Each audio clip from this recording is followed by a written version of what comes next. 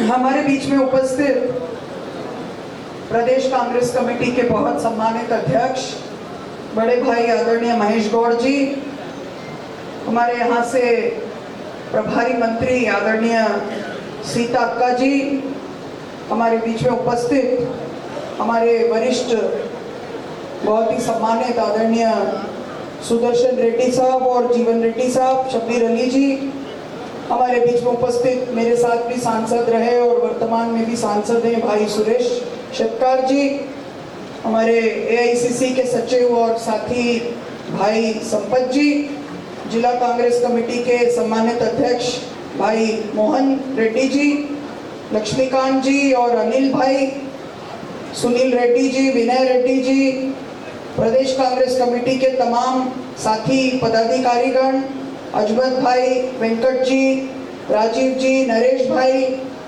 भूपत रेड्डी जी हमारे विधायक और हमारे साथी रहे, मेरे साथ 2022 के पदयात्रा में भी साथ में चले और हमारे तमाम बहुत सारे साथीगण उसमें रहे। हाँ, वो तो बोल दी, वो आज हमारे साथ सुबह से श्रमदान में भी थे।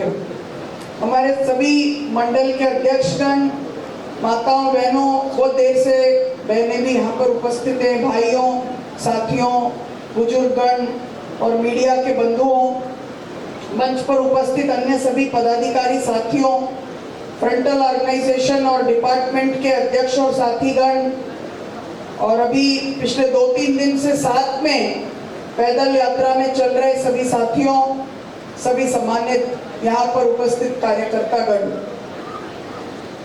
सबसे पहले मैं आप सबका बहुत बहुत धन्यवाद करती हूँ। मुझे निजामाबाद इसके पहले भी 2022 में सर्वोदय पदयात्रा में निजामाबाद जिले में करीब 1 हफ्ते हम लोग थे और मुझे मौका मिला आप सबके बीच में आके बात करने का। यहाँ नहीं आए थे, लेकिन जिला बहुत बड़ा है, जिले के दूसरे हिस्से में हम लोग साथ में आए। इसमें भी आए बाजू में, ओके, बढ़िया। बहुत सारे साथियों के घर तक जाने का मौका मिला। हमारे बहुत सारे साथी आज भी मिलने आए, उस समय जो हमारे साथ कार्यक्रम करवाए वो सब लोग भी यहाँ पर आए। वो महेंद्र जी के घर में दोपहर में रुके थे, हम सरपंच साहब थे उस समय। आज उनकी श्रीमती जी भी मिलने के लिए आई। बहुत सारे साथियों से दोबारा मिलने का मौका मिला। आज़ादी के आंदोलन के समय कांग्रेस के नेताओं ने पैदल चलकर लोगों को उनके हक के लिए जागृत करना और उस वक्त के एक ऐसे साम्राज्य, अंग्रेजी साम्राज्य जो कि पूरी दुनिया में फैला हुआ था, उसके सामने उसको चुनौती देने का काम गांधी जी ने पैदल यात्रा के दौरान हजारों की संख्या में ग्रामीण जन, किसान, मजदूर, दलित, अल्पसंख्यक, पिछड़े, आदिवासी सबको साथ लेकर आह्वान किया। विनोबा जी ने अपने जीवन में करीब 60,000 किलोमीटर की पैदल यात्राएं की। आज जो हिस्सा बांग्लादेश में, वहां भी वो पैदल गए। और आपके अपने प्रदेश से पोचमपल्ली, भूदान पोचमपल्ली जिसको आप लोग कहते हैं, वहां से पहले उन्होंने भूदान यात्रा भी शुरू किया। लेकिन आधुनिक भारत में, 21वीं सदी के भारत में, अगर किसी ने पैदल यात्रा करके, किसी राजनीतिक व्यक्ति ने लोगों के करीब जाने की कोशिश की, तो वो हमारे नेता राहुल गांधी ने की। कन्याकुमारी से लेकर कश्मीर तक पैदल यात्रा की। जब यात्रा शुरू हुई तो बहुत सारे मीडिया के बंधु, बहुत सारे कांग्रेस के भी साथी ये सोचते थे हफ्ते 10 दिन राहुल जी चलेंगे, उसके बाद वो चले जाएंगे, कांग्रेस के लोग चलते रहेंगे। लेकिन वो डटे रहे, पीछे नहीं मुड़े, चाहे पानी बरसा, चाहे बहुत धूप थी, गर्मी थी, उमस थी, कश्मीर में बर्फ पड़ रही थी, लेकिन वो चलते रहे। और उन्होंने हमको एक रास्ता दिखाया, माननीय खड़गे जी ने और राहुल जी ने हमको एक रास्ता दिखाया। जैसे सोनिया जी ने प्रधानमंत्री का पद ठुकरा कर हमको एक रास्ता दिखाया, हम सबको याद दिलाया कि भारत की जो परंपरा है वो त्याग की परंपरा है। भारत की जो परंपरा है वो सेवा की परंपरा है, भारत की जो परंपरा है वो तपस्या की परंपरा है, जिसके बारे में राहुल जी हर भाषण में हमको बताते हैं। तो वो परंपरा के तहत हाथ से हाथ जोड़ो कार्यक्रम, जय बापू जय भीम जय संविधान कार्यक्रम और प्रदेश कांग्रेस कमेटी के आह्वान पर जो जनहित पदयात्रा है वो भी उसकी कड़ी में जुड़ा हुआ कार्यक्रम है। उसमें मुझे भी आपके बीच में आने का मौका मिला। मैं सबको हमेशा ये बात बोलती हूँ, कांग्रेस पार्टी का कार्यकर्ता हो जाए तो आपको क्या गारंटी मिलती है? सांसद विधायक होने की गारंटी नहीं, लाखोंपति करोड़पति होने की गारंटी नहीं है, लेकिन अगर आप कांग्रेस के कार्यकर्ता हो जाएं तो कारगिल से लेके कन्याकुमारी तक और अरुणाचल प्रदेश से लेके कच्छ तक कहीं भी चले जाएं, आपको हर गांव में एक परिवार ऐसा मिल जाएगा जहां आप रह सकते हैं, क्योंकि कांग्रेस आपको इतना बड़ा परिवार देती है। दुनिया में ऐसे कोई और दल नहीं होगा जहां के साथी ये कह सकते हैं कि हमारा हर गांव में एक परिवार। आजकल तो मोबाइल का जमाना है। जब मैंने अपना राजनीति शुरू किया था NSUI में तो कोई मोबाइल फोन वोन होता नहीं था, लेकिन मन में विश्वास रहता था कि कहीं भी चले जाएं क्या हो जाएगा, कोई ना कोई तो कांग्रेस का मिल ही जाएगा। और यही विश्वास हम लोगों को आपसे जोड़ता है, वरना मेरा तेलंगाना में आने का क्या कारण हो सकता है? मैं तो आपकी भाषा भी पूरी तरह से समझती नहीं हूँ, आप भी पूरी हिंदी समझते नहीं होंगे क्योंकि आपकी भाषा तेलुगु भाषा है, लेकिन आपको और हमको जो जोड़ती है वो जो प्यार की भाषा है वो हमको कांग्रेस ने सिखाया है, कांग्रेस के फलसफे ने सिखाया है। वो प्यार की भाषा जो गुरु नानक देव की थी, गौतम बुद्ध की थी, महावीर स्वामी की थी, भगवान श्री राम की थी, श्री कृष्ण की थी, वो प्यार की भाषा जो हमें हमारे सूफी परंपरा में कबीर ने, बसवण्णा ने, अक्का महादेवी ने, सबने सिखाया। जो संत सेवालाल की पूजा यहाँ पर होती है, लंबाड़ा समाज के लोग उनको मानते हैं, उन्होंने सिखाया। वो जो प्यार की भाषा है वही विरासत कांग्रेस की विरासत। तो अभी पूरे देश में 2 मॉडल चल रहे हैं। राहुल गांधी जहां भी जाते हैं वो तेलंगाना मॉडल की बात करते हैं। वो तेलंगाना मॉडल क्या है? वो प्यार की नींव पर खड़ा मॉडल है कि हम अपने देश के लोगों की गिनती करके देखें कि वो समाज जो 2,500-3 हजार साल से पीछे थे उनको हम आगे कैसे लाएं। डॉक्टर हमारी नब्ज पकड़े बगैर बता नहीं सकता कि क्या बीमारी, और नब्ज पकड़ना पुरानी बात थी, अभी तो स्कैन करते हैं, एक्सरे निकालते हैं। ये जो तेलंगाना जाति जनगणना हुई है वो साइंटिफिक तरीके से 88 करोड़ पेपर लेके आपका और हमारा प्रदेश का एक्सरे हुआ है कि कौन कितना पीछे है, किसको हमको आगे लेकर जाना है। ये क्या मॉडल है? ये प्यार का और जोड़ने का मॉडल है कि इस देश में जो अंतिम पंक्ति में खड़े लोग हैं उनके आंख का आंसू हमको पोंछना है। उसको सर्वोदय बोलते हैं, उसको गांधी जी ने अपना जंतर बताया। ये मॉडल चल रहा है। दूसरा मॉडल क्या मॉडल है?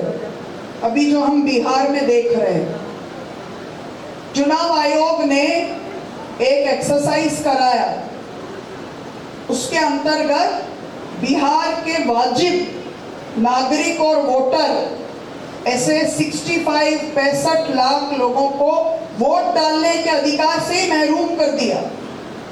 ये तोड़ने का मॉडल है, नफरत का मॉडल है, इंसान को इंसान से बांटने का मॉडल है, बुलडोजर का मॉडल है।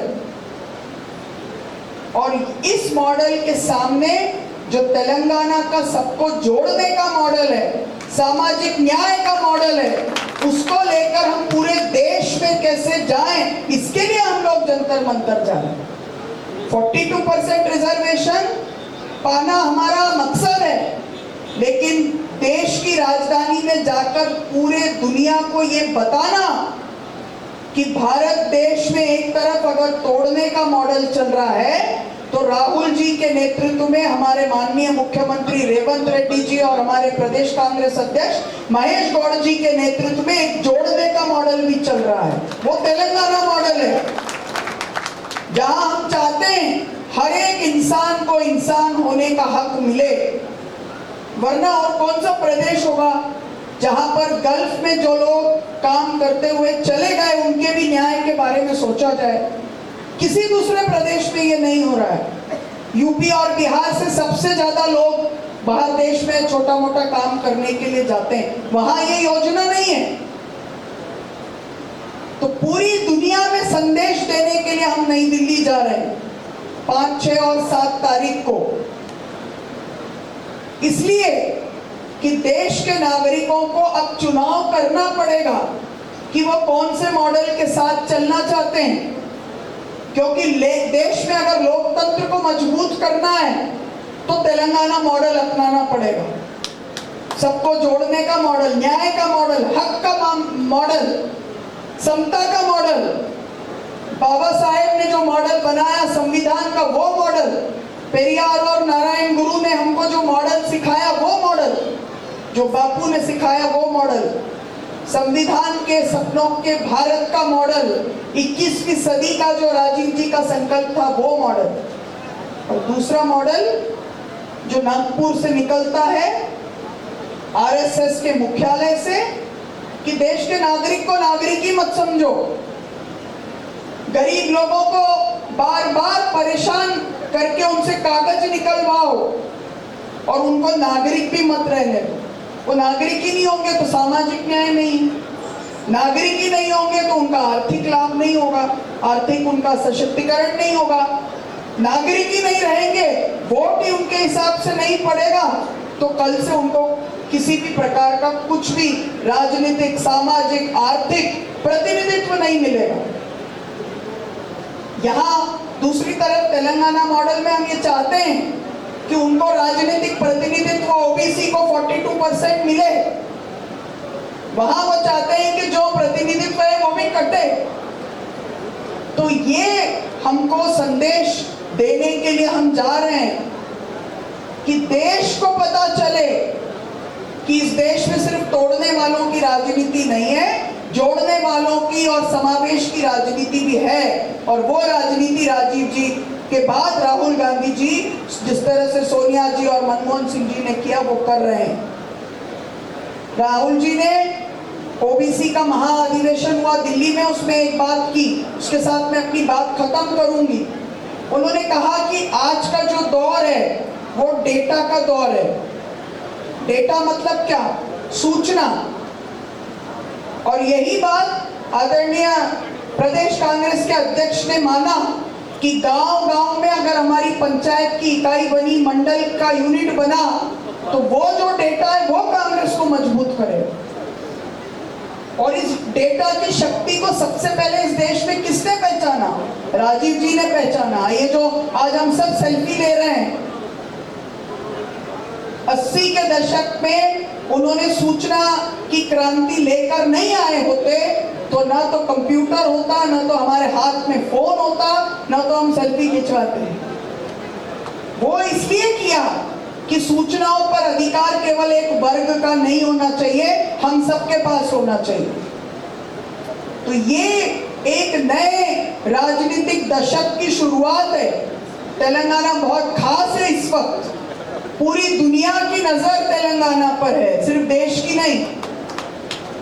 जब पूरे दुनिया में हर देश दूसरे देश से अभी लड़ रहा है तो तेलंगाना पर सबकी नजर है कि हम कैसा मॉडल लेकर आएंगे जिसमें हर एक व्यक्ति का डेटा है, जिसके आधार पर हम उसके पिछड़ेपन को दूर करने की कोशिश करेंगे, योजनाएं लेकर आएंगे।